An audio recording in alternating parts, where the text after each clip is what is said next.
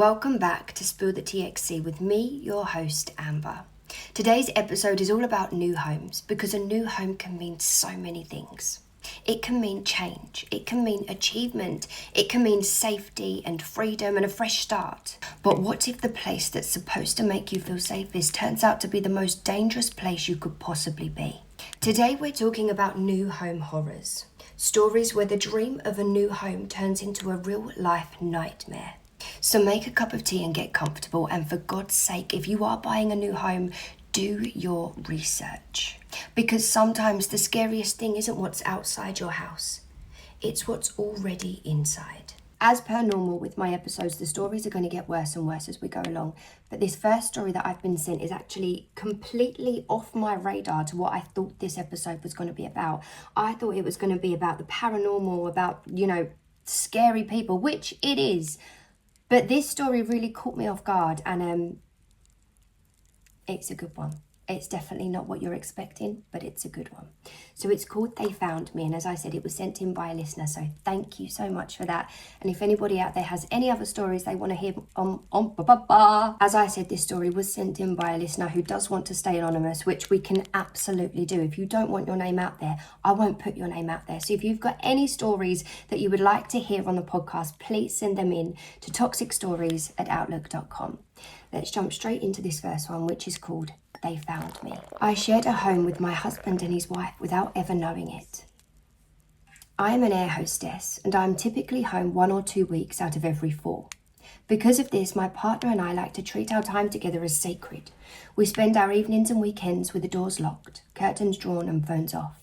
It was our ritual, our little rebellion against the world. No colleagues, no notifications, no interruptions, just us.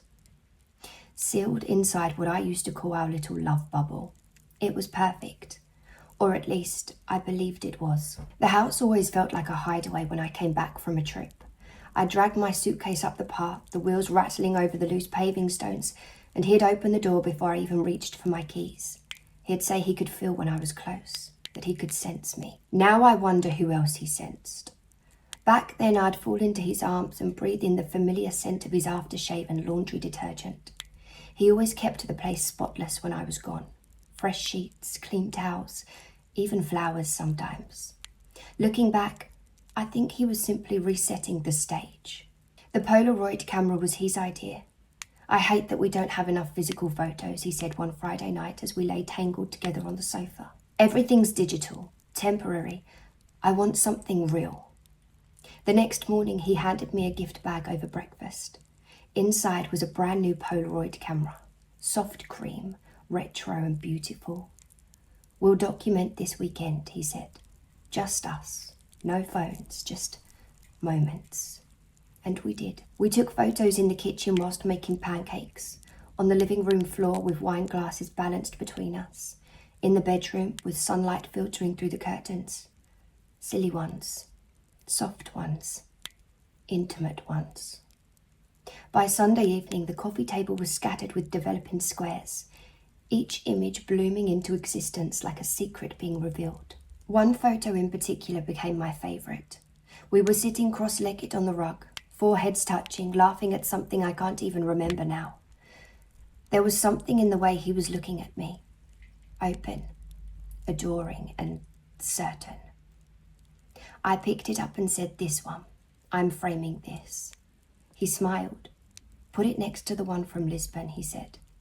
The Lisbon photo, taken 2 years earlier, was in the silver frame on the bookshelf, us standing on a cliff edge, wind in my hair, his arm around my waist. Later that day, he popped to the shop to grab us a bottle of wine, and I grabbed the frame, sat down cross-legged and flipped it over.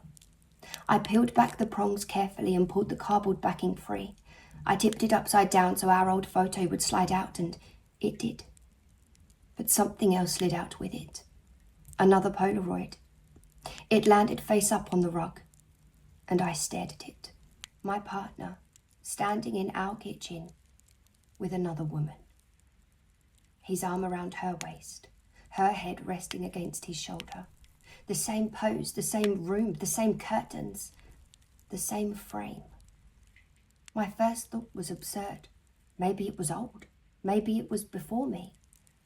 But the curtains in that photo were the new ones I'd chosen 6 months ago. My fingers felt numb. The Polaroid camera slipped from my lap and hit the floor with a hollow crack. I picked up the photo. She was wearing a wedding band, and he was wearing one too. I had never seen him wear a wedding band. I don't remember standing up. I only remember ripping the next frame off the wall. My hands were shaking so violently I tore the backing instead of unhooking it properly. Another photo fell out. Him. The same woman. A different pose, but the same house, the same wedding bands. My breathing became sharp and shallow, like I was at high altitude without oxygen. No, I whispered. And then I really looked at her. I knew her. Not in just a vague, distant way. I really knew her. Her name formed in my mind like a flare igniting in the dark. Amelia. We trained together 3 years ago. We survived emergency landing simulations together, shared cheap wine in hotel rooms, complained about early flights and impossible passengers.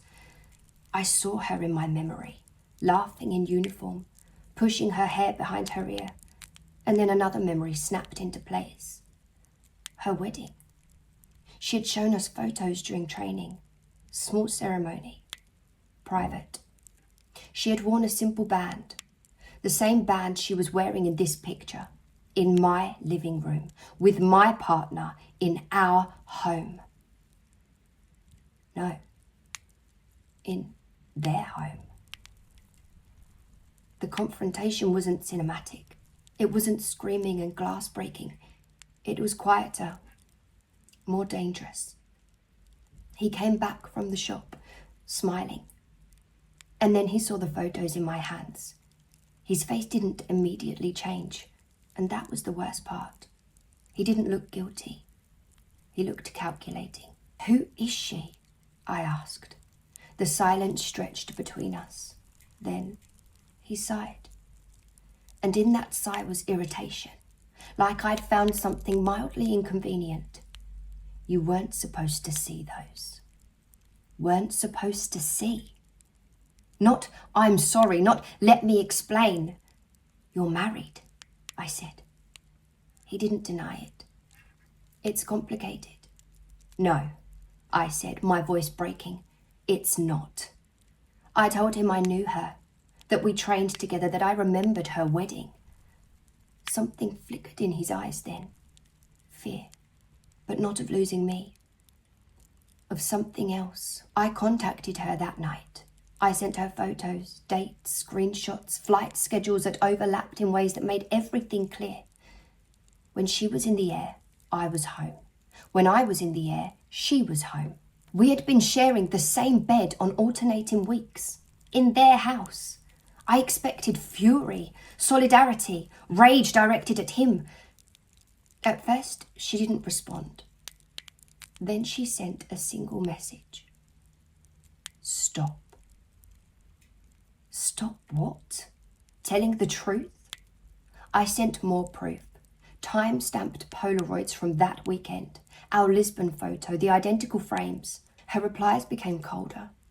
You're obsessed. You need help. You've been harassing my husband for months. My husband. Months. My stomach dropped.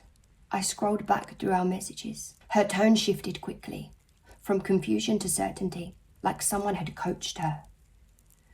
A week later, I was called into a meeting with my supervisor. 2 managers sat across from me, HR on speakerphone. We've received multiple complaints, my supervisor said carefully. About what?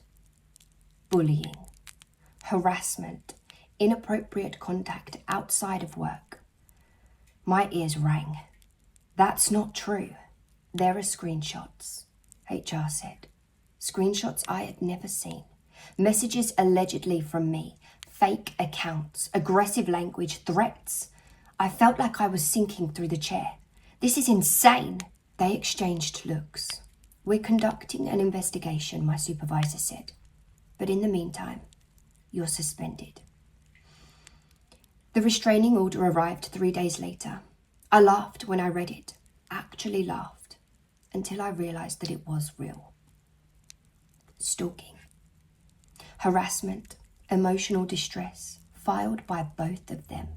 They claimed I had fabricated a relationship with him, that I had become delusional, that I was targeting his wife out of jealousy. They said I'd edited photos I had taken on a Polaroid camera. I hired a lawyer.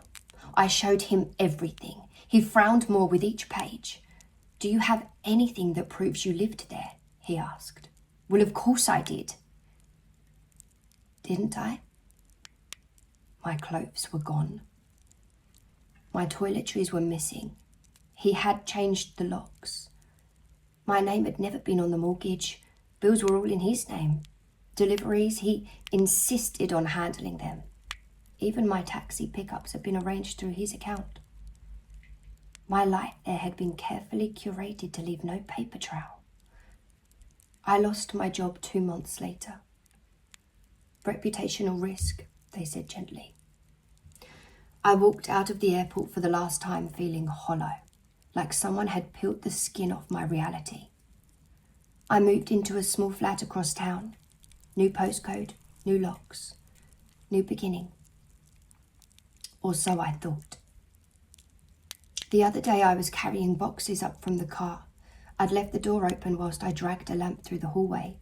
I turned back to the doorway, and she was standing there, Amelia, in jeans and a dark coat, just watching me.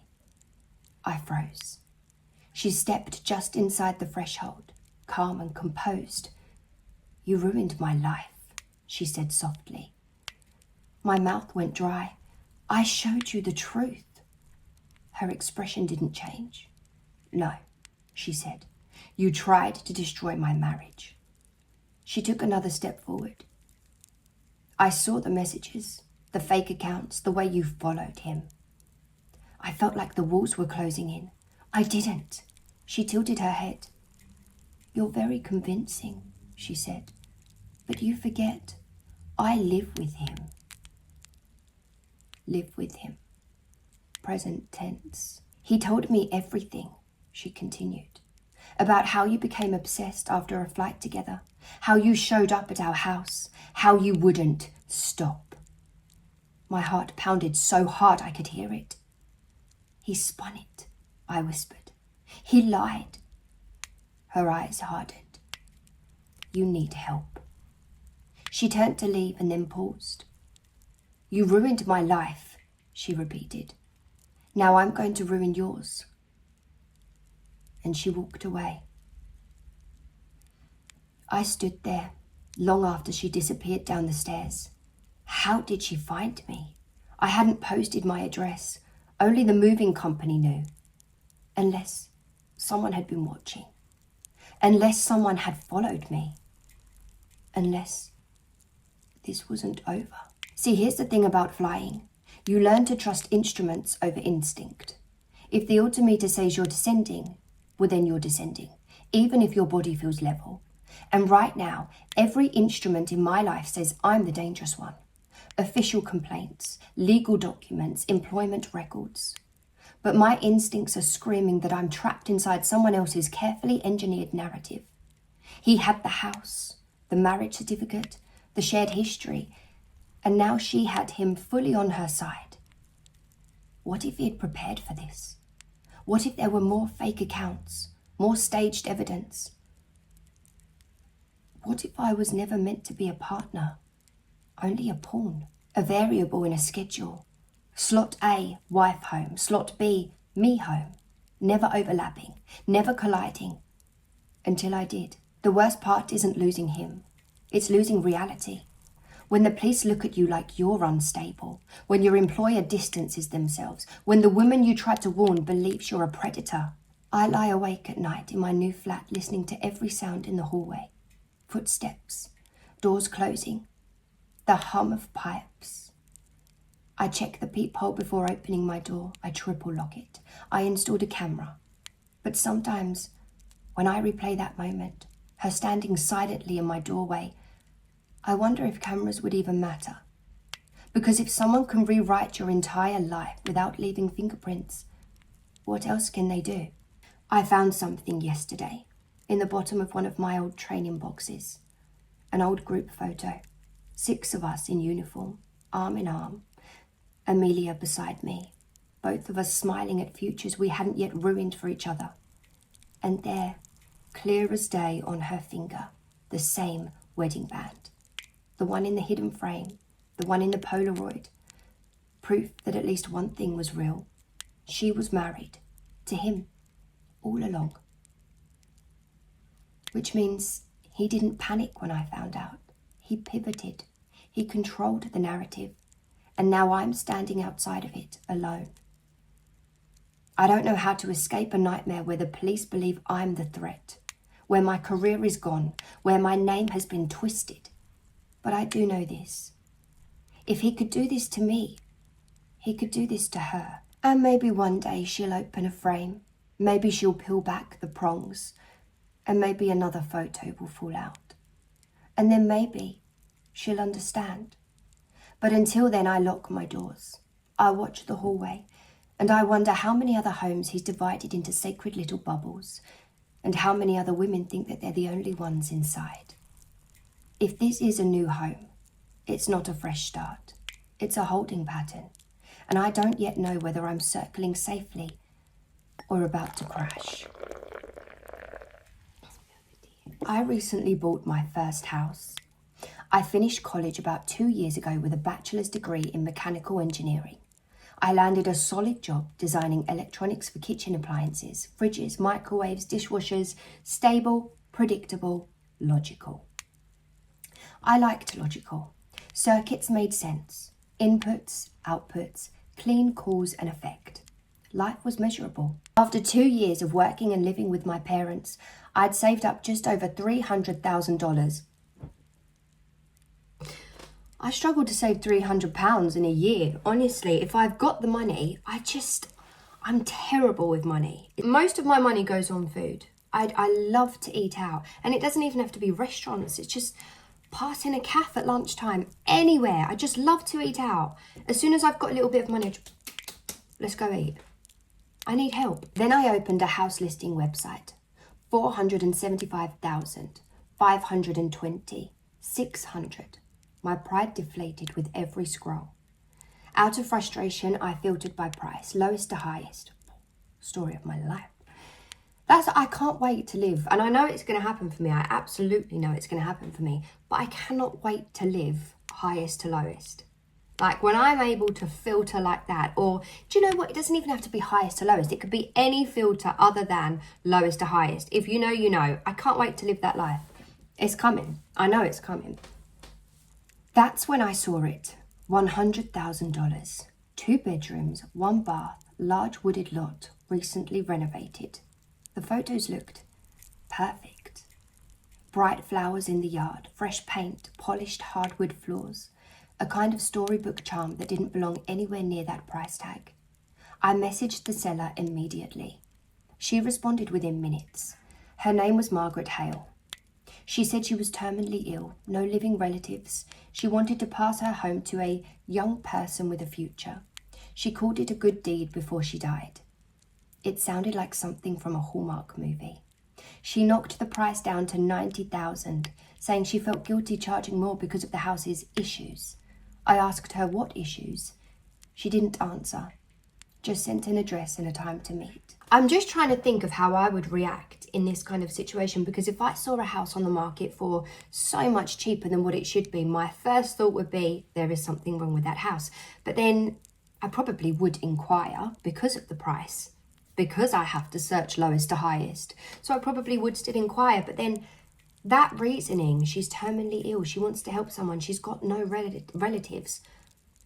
I would be hook, line and sinker. I know I would fall for that. I know I would, because I am the sort of person who does see the best in everybody. And I expect everybody to, to have good morals, and I expect everybody to be kind. And the reality is they're not. But I know that I would definitely fall for that. The red flag for me would probably come when she didn't answer about what the issues are with the house. But then even with that, I would probably think, well, I'll see it for myself. I'll ask her when I'm there. The house was surrounded by thick woods, tall skeletal trees that seemed to lean inwards, as if straining to listen. But the yard itself was immaculate. Pink and blue flowers lined the walkway, hedges trimmed with surgical precision, not a single fallen leaf on the grass, even though the forest floor beyond the property was drowning in them. Margaret was waiting on the porch when I arrived. She was thin, not frail, just hollowed out, like something had been scooped from inside her. That made me feel sick. That made me feel sick. Why was it worded like that? That was disgusting. Her eyes were too sharp. She showed me around. The house smelled faintly of bleach and something metallic underneath. The furniture was gone. The walls were freshly painted. Upstairs we passed a door at the end of the hall. She didn't even slow down. "What's in there?" I asked casually. She stopped. "Oh," she said without turning around. "Nothing you have to worry about." I laughed lightly, and she turned to look at me. She wasn't smiling. We continued the tour in silence. Hold on, so you didn't go in there? They didn't go in the room? I mean, I would probably fall for a lot, but if I'm buying a house and I get told, "Oh, you don't need to worry about that room," my spidey senses might start tingling at that point. I know they probably should have started tingling long ago, but better late than never. It would definitely start tingling at that point. We continued the tour in silence. When we returned to the porch to finalise paperwork, she held my gaze a second too long before handing me the keys. "You should keep the lights on," she said softly. "Excuse me?" She blinked. "For the first few nights. It helps." "With what?" She smiled. "Adjustment." I moved in the following weekend. By the time I finished unloading furniture from the U-Haul, it was close to noon. I decided to take a short nap in my new bedroom. I set my alarm for 30 minutes. When I woke up, my room was dark. My phone read 11 p.m. I must have slept through my alarm. Annoyed, I got up and showered. The house felt different at night. The woods outside were pitch black. No street lights reached the tree line. The darkness pressed against the windows like it wanted in. Around midnight, I drove to Best Buy's and bought a 55-inch TV to kill time. When I returned, I saw it. A shape. Something tall and thin moving across the living room window. Not running. Gliding. I froze in the driveway. The streetlight cast an orange glow over the front of the house. The movement had been smooth. Deliberate. I stared at the window for a full minute. Nothing. "It's nothing," I muttered. "You're just tired." I carried the TV inside. The air felt colder. Not room temperature colder, but basement colder. By 2 a.m, I'd finished binge watching a season of some show I can't even remember now. I left the lights on downstairs. Something about the dark corners made my chest tight. And laid on the couch with a podcast playing. All of a sudden, I heard a smash from upstairs. It exploded. Glass shattering. I bolted upright. 3:47 a.m. My backpack was beside the couch. Inside was my Glock 19, a gift from my dad when I moved out. Texas family tradition. I grabbed it. The house was dead silent. Too silent. No wind, no creaking. I moved up the stairs slowly. Each step groaned under my weight. The bedroom door was open.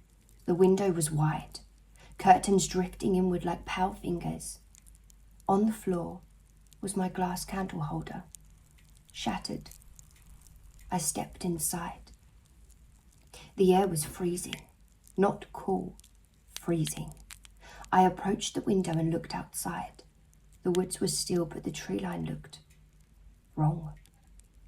The gaps between the trees felt too wide, like something large had just stepped back into them. I shut the window and locked it. And as I turned away, I heard something faint. Breathing.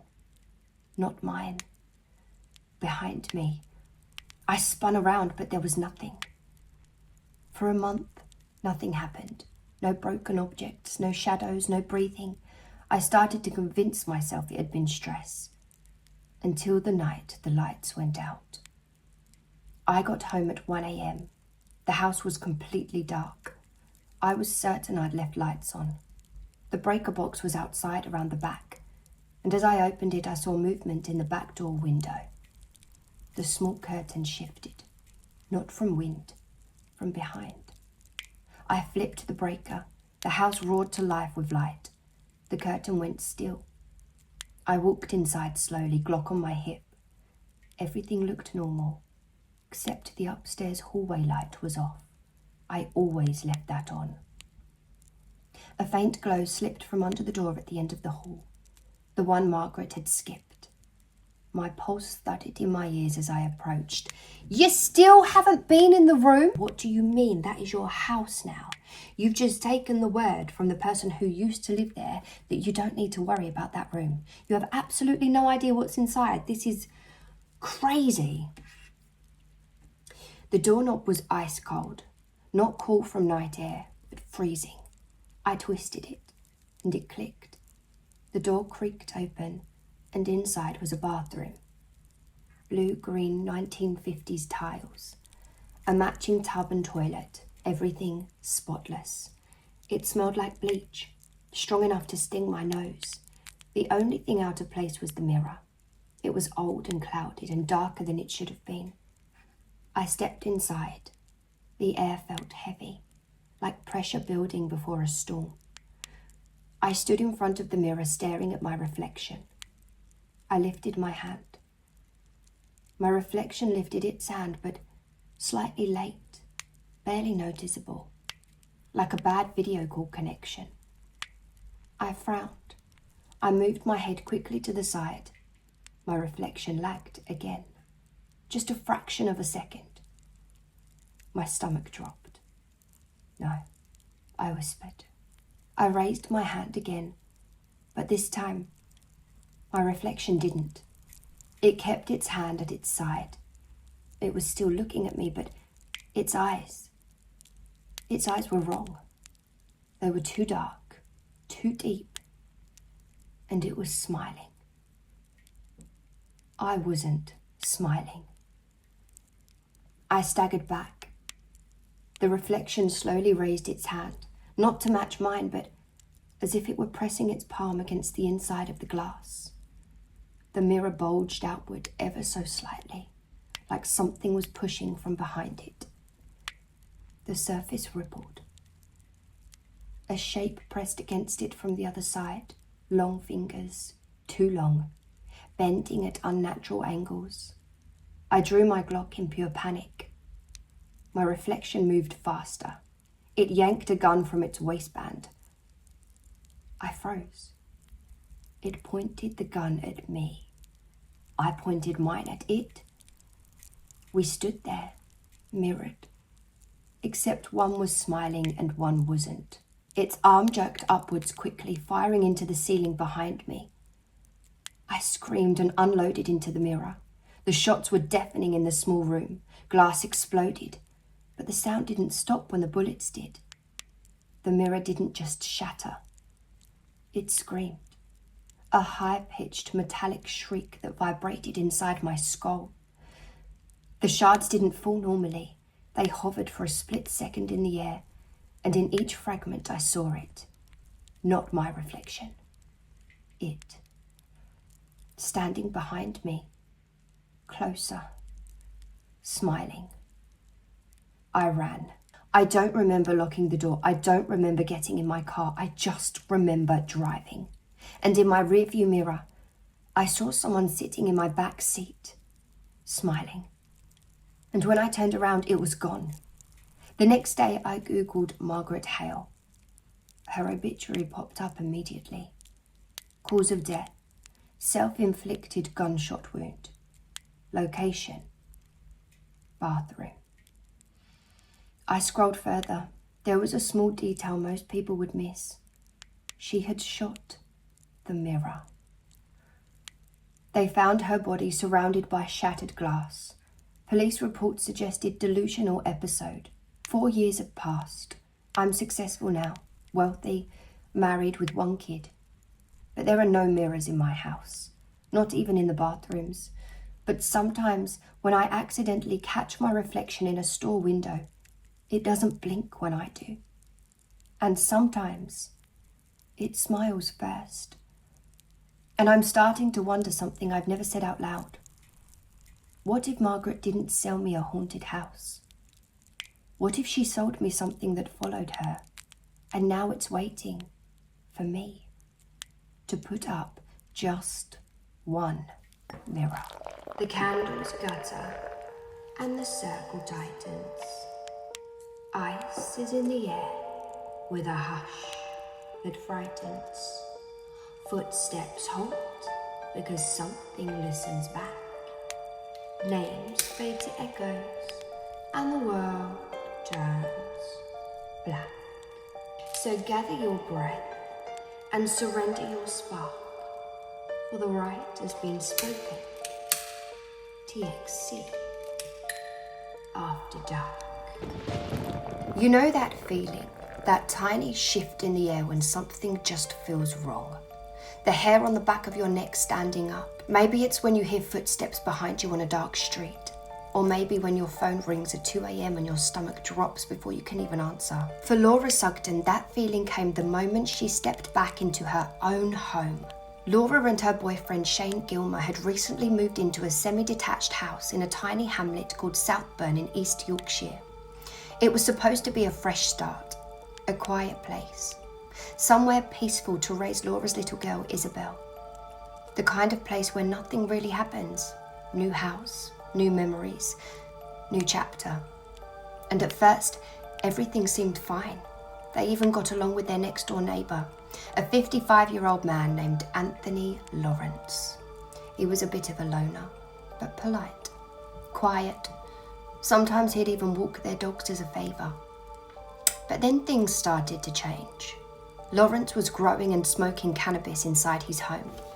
And because the houses were semi-detached, which means they were sharing a wall, the smoke would seep straight through into little Isabel's bedroom. And she was only 3. She had asthma, and the fumes were triggering it. Laura complained to the landlord, but nothing changed. So they swapped bedrooms with Isabel, hoping it would help. And it did a little bit, but the tension next door, that didn't go away. And then on January the 13th, 2017, exactly a year before everything would unravel, things escalated. Lawrence was blasting music late at night, 11:30, nearly midnight. Shane decided to go round and politely ask him to turn it down. Laura stayed inside. She had never had a problem with him before. But then she heard shouting, chaos, a commotion outside. She ran out and saw their neighbour holding an axe, threatening to kill them. They reported it. Police said it was their word against his. Nothing happened. You guys probably know by now I'm not a huge fan of the police, and I think, it's just quite a common answer you get, isn't it? It's your word against theirs. Call us if something actually happens. So they did nothing. And after that, Lawrence became increasingly hostile. The cannabis continued. He dumped manure into their garden at one point, and over the next year, Laura and Shane called the police 4 times. Eventually, their landlord visited Lawrence personally, and whatever she saw spooked her enough that she served him with an eviction notice. And finally, they thought it's over. We can relax. But what they didn't know was that for the past year, Anthony Lawrence had been listening to them. He had attached a listening device to the adjoining wall. He knew their private conversations. He knew that they were the ones who had reported him. He knew they were the reason he was being evicted. Imagine that for a second. Every conversation you have in your own home, the arguments, the jokes, the whispers at night, somebody next door is hearing everything. Now we move to January the 12th, 2018, exactly 1 year to the day since the axe incident. Laura is now 5 months pregnant. She and Shane go out for dinner in nearby Hull, just a normal night out. But Laura has this unsettled feeling all week. She doesn't even really want to go. And when they get home, she notices a mark on the carpet near the door. And she says later it wasn't just a feeling that someone had been in her house.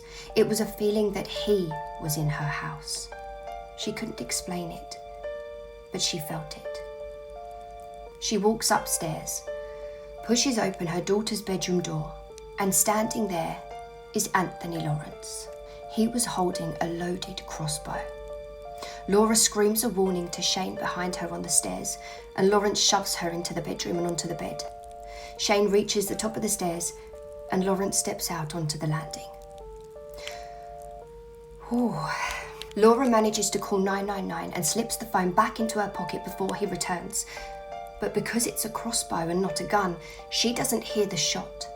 She has no idea that the bolt has gone through Shane's forearm, into his abdomen, through his liver and kidney, and lodged in his spine.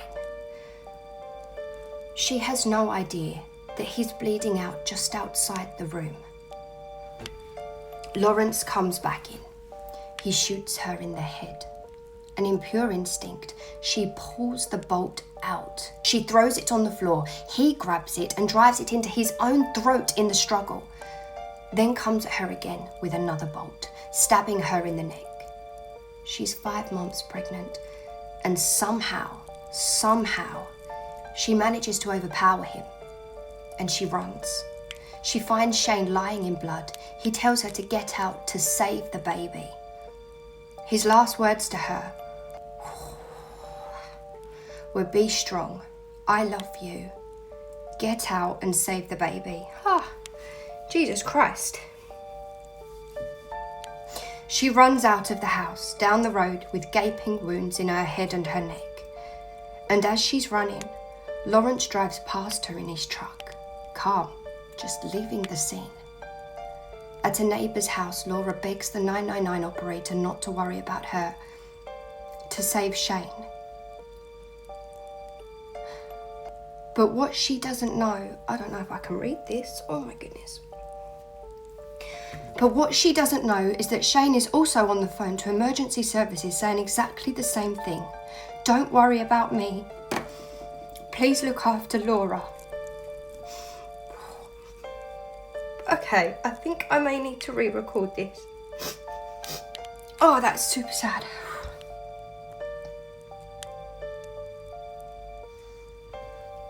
His final recorded words were, "I need to say something. I love my children. Oh God, I really wanted this baby." He survived for more than 3 hours after being shot. Emergency services struggled to reach the isolated hamlet in time, and he died that night. And here's the part that truly chills me. Police later discovered how Lawrence got into their house. He didn't break a window. He didn't force a door. He went into his attic, and brick by brick, he dismantled the wall between their 2 homes. Brick by brick. He created a hole big enough to crawl through. He crossed over into their attic space, and he waited. Imagine living in a new house, decorating, making memories, tucking your child into bed. All the while, above your ceiling, someone is slowly removing bricks one at a time, creating a hidden entrance into your home. He had been inside their attic, inside their space, watching, listening, planning. And 2 days after the attack, Anthony Lawrence was found dead in his camper van by suicide. There was no trial, no justice in a courtroom. Laura later gave birth to a healthy baby girl named Ella, a daughter Shane never got to meet. Today, Laura speaks publicly about what happened. She's campaigning to change UK crossbow laws because, shockingly, there were no restrictions preventing someone from simply ordering one online. Her life will never be the same. All because she walked through her own front door one night and listened to that feeling she couldn't quite explain. That instinct, that hair on the back of your neck warning. You know, we're taught from a really young age to stay away from strangers, but sometimes The danger lives right next door. When you read a story like that, you can't help but put yourself in that position. And I kid you not, when I first came across that story last week and started digging into it, the very first thing I did was wake my partner up and send him up into the loft. Because our house has an adjoining loft wall. Well, obviously a complete adjoining wall, but I'd never thought to check the loft. Who would think that? The fact that this man spent months slowly removing bricks one by one, he had so many opportunity to realise that maybe I shouldn't do this. But he didn't. He followed through with his plan. It was calculated and it was a slow build-up. He knew exactly what he wanted to do. It's enough to give me nightmares for life. And what's really shocked me is we haven't tried to come up with some kind of prevention for this situation, because we now know how easily that can be done. We now know how easily somebody who's not quite there, who's got dangerous thoughts, who wants to do something bad, how easily they can access your home. You know, I would have thought somebody might have come up with some kind of metal brace or some kind of magic wall that can stop somebody breaking into your attic, because if it's happened once, it could happen again. And I'll be honest, sometimes I feel a little bit uneasy sharing these kinds of stories, because I feel like for the wrong ears, it could be ammunition, it could be giving ideas, you know? But I have to trust that the people who watch this podcast are like-minded to me. They're just interested in these kinds of stories and they're just normal, decent human beings. Although, if anybody out there is an inventor, I'm just saying there might be a little gap in the market for some kind of anti-attic breakthrough device. Just a thought. Anyway, thank you for joining me for today's episode of Spill the TXC. If you did enjoy this episode, please don't forget to press all of the buttons. Follow, like, comment, share. It helps me more than you know. And if you're listening on YouTube but you're on the go, don't forget you can also catch me on Spotify. So I will see you next week for another episode. And on that note, I love you. Bye.